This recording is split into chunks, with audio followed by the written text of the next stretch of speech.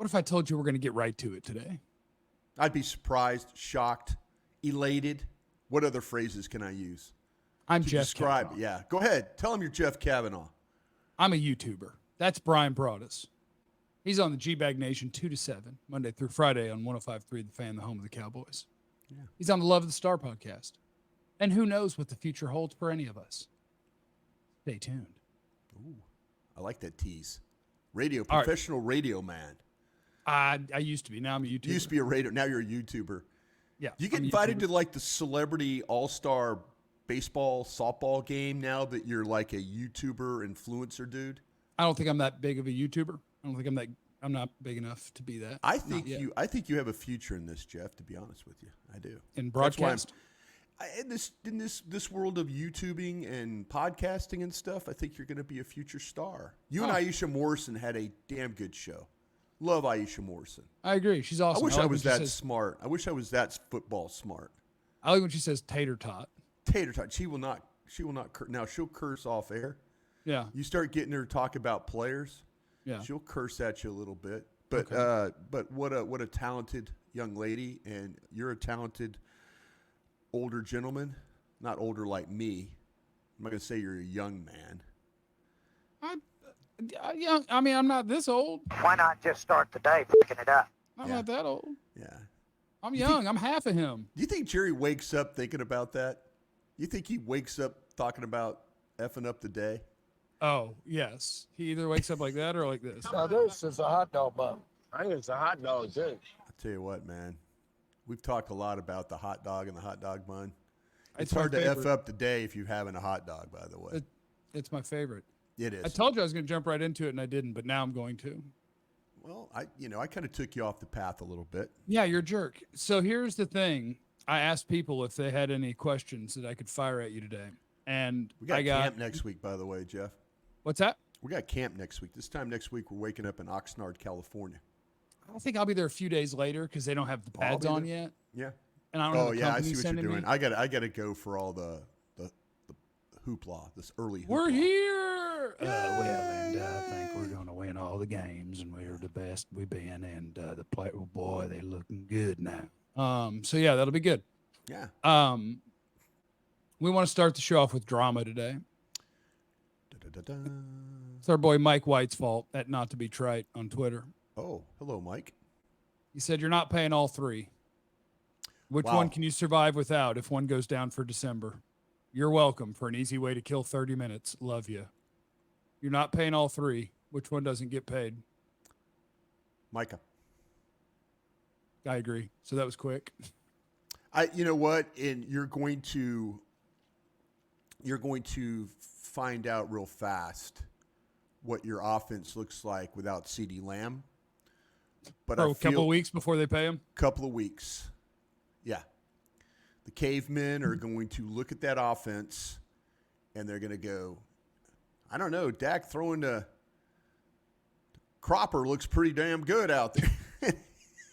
That's not how they're going to go. They're not going to go that. No. And if they are, we're going to be like, why is this Cropper guy destroying Trayvon Diggs? Why is his leg falling off? And there's some idiot in the scouting department like me, like, yeah, we can survive this. We could, no, we can't. No. Don't be stupid. No. Don't be stupid.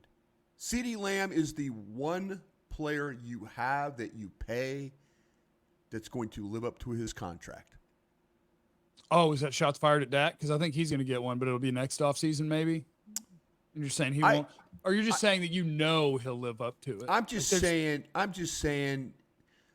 You're talking to a guy when your buddy here lived without a quarterback for 3 years and suffered for it every single day in the early 2000s. You didn't like your guys' New York Yankee farm system quarterbacks?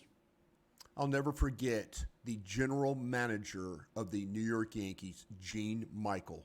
We have him on a conference call in this war room at Valley Ranch. And his nickname is Stick Michael. And everybody's asking him, well, Stick, what about this? We're talking about Drew Henson, possible NFL quarterback. and we're talking to, and I understand doing your due diligence, but we're basing a decision, a major decision, on a general manager of another sport. Yeah.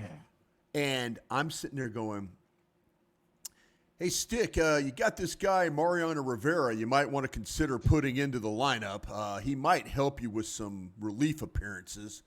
He'll have this really catchy song that he comes out to. It's called Enter the Sandman Enters, or Enter the Sandman. It's Enter Sandman, yeah, it's this real catchy tune that he'll play when he comes in, and it'll be lights out. Yeah, don't take it from, football guy here. Hey, just, that's what I felt like. There was so many times, but I'll tell you another thing, Jeff. People nowadays are more willing to part with their quarterbacks. I would have loved, could we have drafted Tom Brady in 2000 before the 6th round, pick 199? Sure, we could have. We weren't that smart. Didn't see it, didn't have the vision. But today, people will let you go find a quarterback, and they'll trade you one. They'll give you a Hall of Fame guy for a 2nd and a 5th, or they'll hey, swap out our bad guy for your bad guy. Rams, Detroit, both those guys, playing at a high level. Teams let you, if you don't have a quarterback, they'll give you a chance to find one. Where 20 years ago, that wasn't the case. Not at all. Me personally, I don't want to see Dak go. I really don't, because I don't want to see struggle. That does no good for us, Selfishly, that doesn't do us any good. Talking about bad football is no fun. Done that before. DallasCowboys.com. Anytime you post this story, it would be, oh, it doesn't matter, Broaddus. Oh, damn it, shut up. What are you trying to do? Stop carrying water for the organization. Oh, I'm just trying to tell you who they got that they can maybe build this thing around.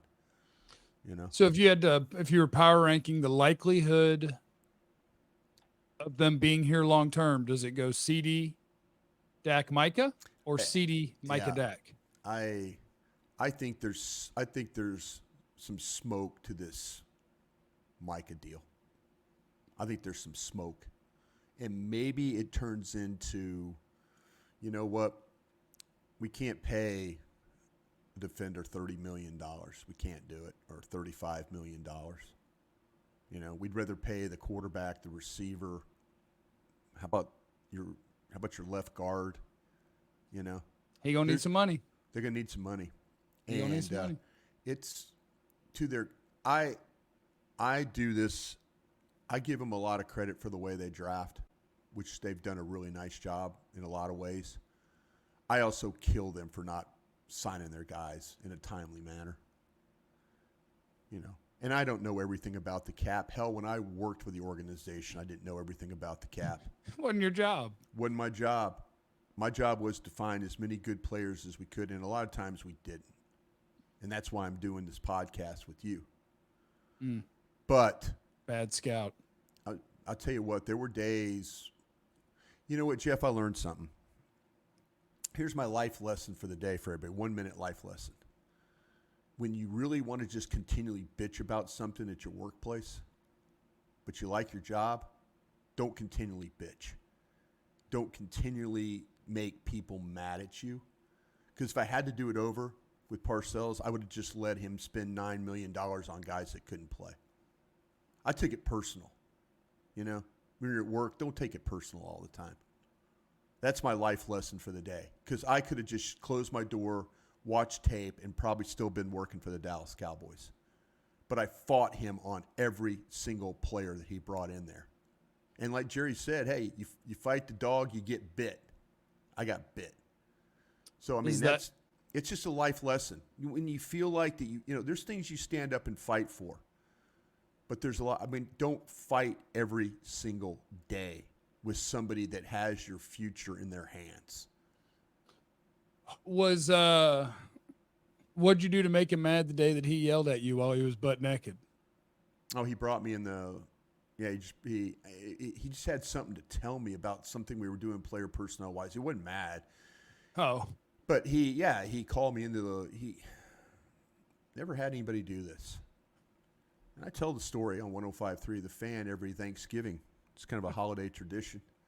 Yeah, Bill Parcells brought me into the coach's locker room and proceeded to strip down to nothing and talk to me about player personnel stuff and stand there like he was, when you go to a gym and a bunch of the old dudes always love standing around with nothing on. yeah. Old dudes just they love standing around just talking to each other without any clothes on. That was Bill. Very New Jersey of him to do. Yeah. But to me, I was like, just please tell me what you need to tell me and let's move on, kind of a thing. It's like really uncomfortable. You sneak a peek? No. I saw what was happening. What was he working with? When you went Big tuna, little tuna? When you know what, Jeff? When he went to the Captain Morgan pose, that's when I checked out. Anytime an older gentleman goes Captain Morgan on you, check out. There's no sense of like even acknowledging what was going on at that point. You just knew that it was like, I don't want to ever be in this situation again. But like my life lesson to you today. Okay. This is my life lesson. When hey, keep fighting out there, folks. Keep fighting. Just don't fight all the time. Yeah. Or you're going to be doing a podcast. Yeah, just quit. I think this is a Reggie Attitula knowledge bomb. I think he's the one that taught me this. Quitting is very underrated. Yeah. Go ahead and quit. I think that to me, when he wanted to bring in Marco Rivera from the Packers, and I 900 years old, bad back. Boom. I'd been with Marco Rivera in Green Bay. I'm surprised that Ron Wolf let him do that. And that was a $9 million hit for us. I took that personal. I'm like, Bill, this guy can't play. He's hurt. He's got a bad back. Never played it down. What are we doing? And now, oh, no, you know what the hell you're talking about. Okay. There's times to fight, and then there's times to just close your door and watch tape. I didn't do that enough. Here's what you got to think about, Brian. Why am I reflecting on this on a podcast? I'm gonna give you a real life thing for a second because my broadcast is 90% D around and have fun and be sarcastic and whatever. Yeah. If you don't get fired and you don't end up having to go into media, you don't get to create the tree of young broadcasters and scouts that you did, and I don't get to make money talking about the Cowboys. So I'm glad that you were mean to Bill Parcells. Thank you. Well, I appreciate your kind words. And to power rank these guys, if I was in the building, if Jerry asked me my opinion, I would try and get our quarterback done first. I would try and get our wide receiver done second. And then I would work like a son of a gun to try and get some draft picks for that edge. Do you think that I you know what? To be honest with you, he might be the guy that has the most value if you start talking about trading the three. Oh, yeah. You might get a couple of ones from a team that wants to give him $35 million a year or whatever. Yeah. I just wonder if I'm the idiot because, there are examples all over the league of when you've got top-of-the-market guys at different spots that you have to make decisions like that. Like Jalen Ramsey got traded from the Rams and Tyreek Hill got traded from the Chiefs. They chose Mahomes and Chris Jones. And so maybe I'm the idiot where I'm just looking at it and I'm like, I don't know. I can't really see him trading any of these three guys. I think they're going to keep them all. And maybe I'm stupid because we've seen it happen in the league a lot of times where you've got to figure out, I don't know, guys, $120 million for three players seems like a lot. We might have to move one. Yeah. I am very critical, or I have been, and I know those guys over there. And I guarantee you when I walk onto that field in Oxnard, none of those guys are going to walk over and shake my hand and say, hey, it's great to see you, Brian. Because I've been very critical of them. And you know what? That's fine. But I'm not going to act like I talk like I know everything I'm talking about with this cap stuff. And maybe they've gotten some bad situations with agents and things like that.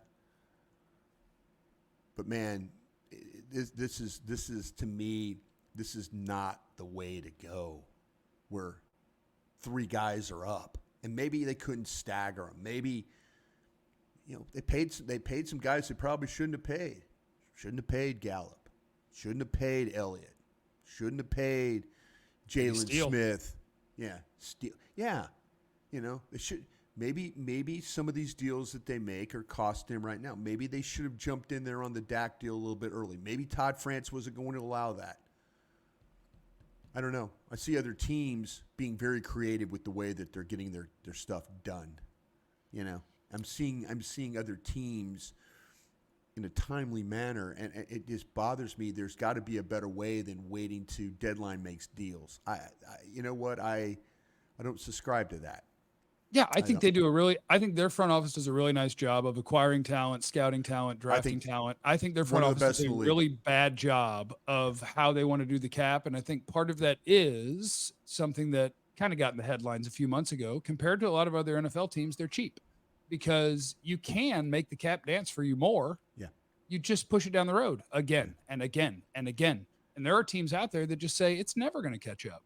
We don't care. We're just going to keep moving it. And the way that you move it is you write checks that day. Right. And then you can be like, yeah, and we're going to move it and we're going to move it and we're going to move it. And the Cowboys are going to have their catch up year this year and next year. Yeah. And then we'll see kind of what their plan is. I think they'll always be relevant because they draft well. Now, there's been some picks. I would ask you, if we were doing this segment where I'd say, hey, Jeff, say goodbye to third round pick Nahshon Wright. Say goodbye to Israel Mukuamu, fourth round pick, I believe.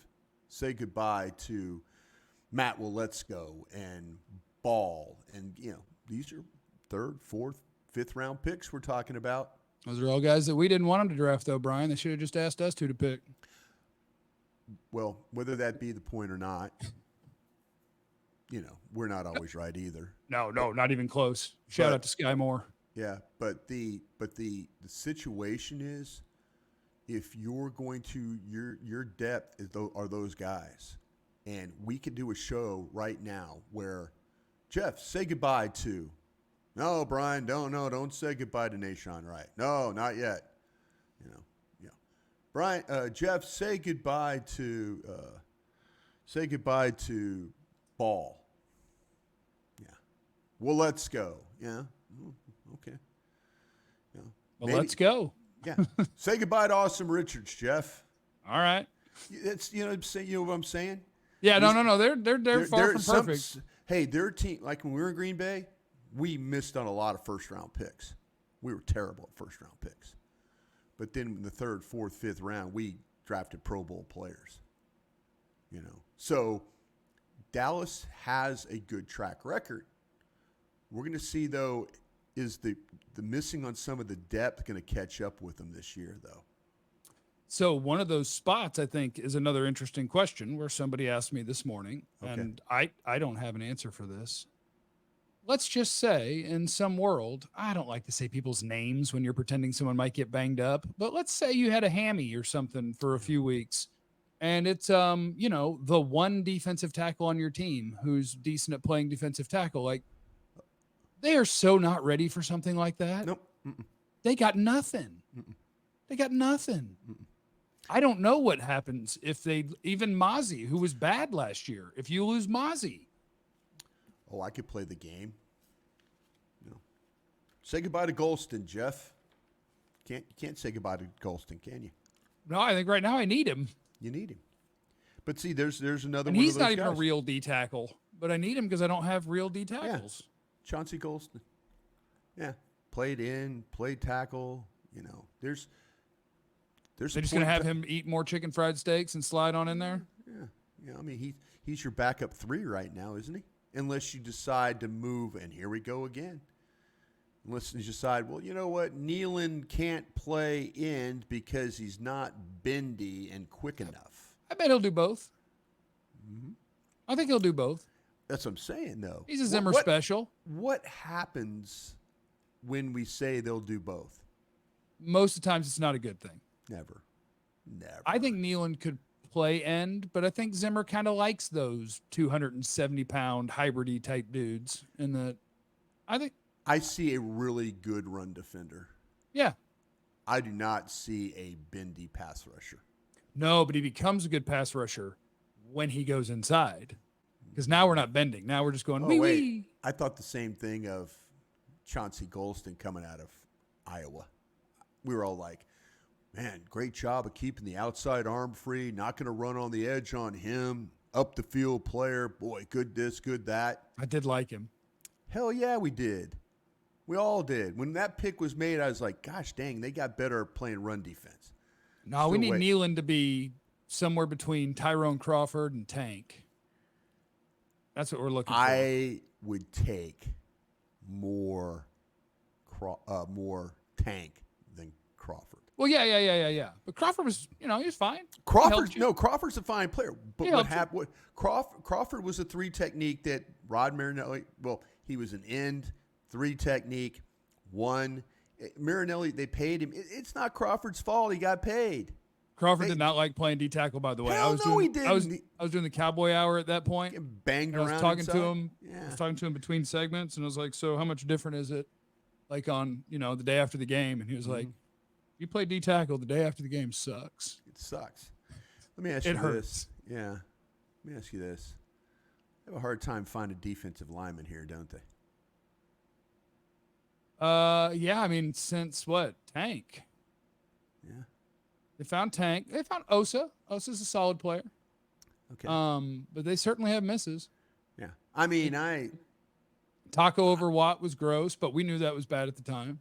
see, and that's when I tried to throw Will McClay a bone there because I knew it was Rod Marinelli's deal.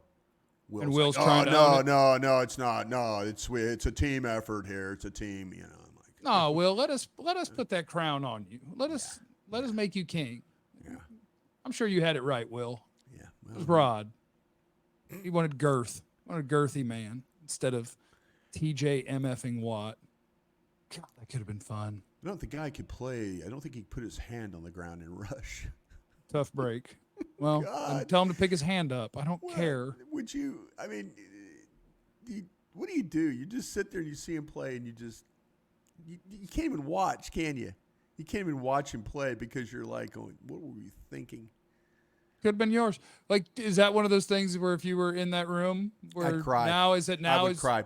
I would cry. But with your new life lessons, would you have sat there quietly with a straight face, or would you have been like, guys, we are not. This is not a good idea. This is not a good idea. This is was it flight or fight? Yeah. Is that the deal? Then we used to play that game with animals, like the hippo. You flight. You get out of there. You don't. Yeah. The hippo, we don't have a chance You against. don't- I can only take anything that weighs less than me that doesn't have opposable thumbs. All right. This one, Watt, I don't think you flight. I think you fight. I think you fight for this. You just sit there and you go, look, here's the thing. We're going to, you can fire me after this. I'm telling you, you're wrong. You're doing something terrible. And you can fire me if you want. But in 3 years, just please call me back because I am right. Let me give you, that one. That you would definitely, that was when you would fight for. Yeah, I think TJ Watt was like my edge 2 in that draft. Yeah, and you Taco really was liked like him. 8. No, I know. That's one of the times you do it, but that's one of the times where all of a sudden the coaching staff controls some of the personnel moves, and then Jerry and Will is the word acquiesce to the coaches. Oh, the coaches want this guy. It's like our guy Tristan Hill, right? Oh yeah, Marinelli pick. Okay, here's where you flight. You flight on that one. You flight. You know why you flight? I'm trying to remember who we had there, because to me it would be a matter of, is there a guy there that I absolutely Second love, round? and I'm 100% that you're about to F this up. Oh no. Then I'd probably fight. Otherwise, I'd probably No. be like, You know you flight knowing that this coach is going to get fired over this one. this one ain't coming back on me. This one ain't coming back on me. It's like it's Jacob Rogers way back in the day. Oh, that's your Parcells O-lineman, right? Yeah. When Jeff Ireland and Tom Siskowski said, Bill, he is everything you hate in an offensive lineman. Everything. Bill's like, oh, okay. Okay. You said your piece. Now you flight. Yep. You flight. And these guys, Tom retired, Jeff's still in the league. Because you know why? They said their piece, and they moved on. They didn't fight it. They did not fight it. They said, Bill, you're going to hate this guy. Bill says, no, I'm not. And here you go. We're still working. Okay. Okay. And so now when it turns into 20 years later, you got jerks like me coming on the podcast telling you, that's Parcells. What the hell was that idiot thinking? Hall of Famer. What the hell? You know? When, dang it, ADHD. I had something all lined up. Hold on. Let me just stare at the camera for a second. More questions? Yeah, more questions from folks? Oh, I could check. I had one for you, but I don't remember what it was. Let's see. Let's see. I hope this defensive line, especially inside, scares the F out of me right now. Yeah, I think the outside's fun. Like, I think their defense is in kind of a fun spot because I'm intrigued by the linebacker room a lot. A lot, yeah. And you know what? That might be the one. You always go into a camp thinking, man, we're good at this spot, and watch this linebacker position not be worth a damn. And that's possible. It's possible. Like, we are talking about a guy we were thinking the defensive line was terrible, and it ends up being fine.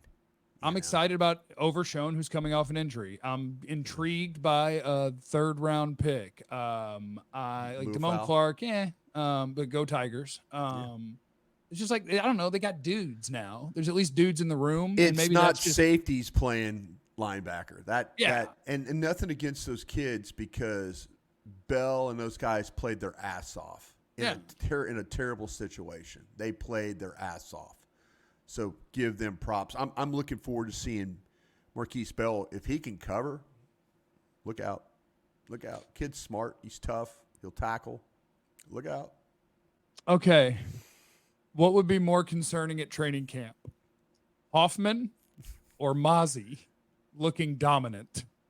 Okay, this is where Hoffman and Mozzie are going at it in one-on-ones. Okay. Which one dominating the other one would make you go, oh, crap? This was I was going to ask you, and that was a mental telepathy signal that I sent to you because if we think the defensive tackle room is not good, and all of a sudden Beebe, Hoffman, Bass, all these guys start looking real. Thomas, the rookie that they drafted, if all these inside players start looking really good. Is it because they're really good, or is it because the defensive tackles aren't good? I think that my mind will go, this defensive tackle group is awful. If Hoffman, but you at least get to take some optimism. Be like, yeah, those guys are kicking their butts. I feel like Jeff riddle me this. I kind of feel like the best players on the Cowboys offensive line are their interior guys. Oh yeah, for sure. For sure. So and I don't know, are you throwing center into that? Oh, yeah. I'm saying the guards and the centers. I'm saying the three inside guys. Obviously, their guards are awesome. As a group. Yeah. I mean, their guards are awesome. And I think my guess is they're going to get capable center play. Yeah. And tackle is the total wild card. But if all of a sudden they're getting dominated inside by the defensive tackle group that if all our guards and centers are getting dominated, I would be terrified. How are we going to feel? Are we going to feel like, wow, we misevaluated this tackle group, or holy geez, we misevaluated these inside three? No, I'll be like, dude, we got monsters at D-tackle because there's nothing that's going to happen that's going to make me think that Tyler Smith isn't a really good left guard or Zach Martin isn't a really good right guard. There's nothing that can happen that's going to make me go, those guys suck. So, yeah, bring on the defensive tackles just crushing in camp. Yeah. I don't see it, but bring it on. Denzel Daxon is just walking Tyler Smith in one-on-one drills. Justin Rogers is giving Cooper Beebe the business. Well, Zach Martin. Zach Martin can't block. He can't block. You remember the camp before we figured out what was going on with Travis Carl Frederick? Davis. Oh, yeah. Zach Martin is just getting worked by Carl Davis. I liked Carl Davis back in the day. If Zach Martin is getting Iowa worked, guy again, my God, these guys fool. Either their tight ends fool you or their defensive linemen fool you. There's no in. They sometimes throw a secondary guy in there too that'll fool you a little bit. Desmond King, stud. Stud. If Carl Davis is giving Zach Martin the business, because I remember this happened in a training camp while we were there, and Travis Frederick was kind of getting his butt kicked, and I was like, that's what is before he had. That's when he had the syndrome. he had GBS. Yeah, yeah. That's if Zach Martin's getting whooped by Carl Davis, I'll be like, I know what's happening. Got He syndrome. has GBS. He's got an autoimmune disease or whatever that we've got to go get checked out. I'm not laughing at the disease, but I just remember, man, it was what a struggle for Travis Fred. I had never seen him play at that level where you just, and you're like, and then you find out and you're like, holy S. I mean, well, he got through it and he's living his best life now. He's doing nerd stuff. His website, dang it, I wish I had it off the top of my head to give to people, but it's like Dungeons and Dragons type stuff. Travis is living his best life. I love that dude. But yeah, that would be what I would assume. If I saw Tyler Smith or Zach getting dog walked by one of these D tackles, I'd go, okay, something is terribly wrong, and we need to do a blood test. We're gonna have a show. It's like, who looked good today, Jeff? Man, you see those defensive tackles? I don't think we're gonna have that show. See Carl Davis. Looked like he had quickness. Looked like he's really rejuvenated from not playing much over the last 4 years. Like playing outside the tackle box. My gosh, he's destroying dudes. No, I don't see it coming. All right, well, I got something in my head. Yep. Mm-hmm. That's a show. Broaddus Thursday. How about that? YouTube.com. Did you give me real quick? You give me your power rank dudes on that possible. My confidence in who they're going to keep is CeeDee Lamb 1. I think that'll get done before the season starts. I believe Dak Prescott will get done either in camp or I think Dak will get done even if he reaches free agency. Oh, you think he's staying? I think that Dak is staying. And I could be balls wrong. Oh no, we all could be wrong. Nobody is totally confident in the direction that the Cowboys are going here. I officially think they'll keep all three, but that does seem tough. So if I have to power rank them, I'm most confident CeeDee stays, then Dak, then Micah. That's my official rankings. Yeah. That's it. And that concludes this episode of Is It the Hot Dog or Is It the Bun? Now this is a hot dog bun. I think it's a hot dog too. Thanks, Brian. I love you. Love you too, man. Remember, everybody, you have no idea what anyone's going through. Be cool to everyone. We love you. Be easy.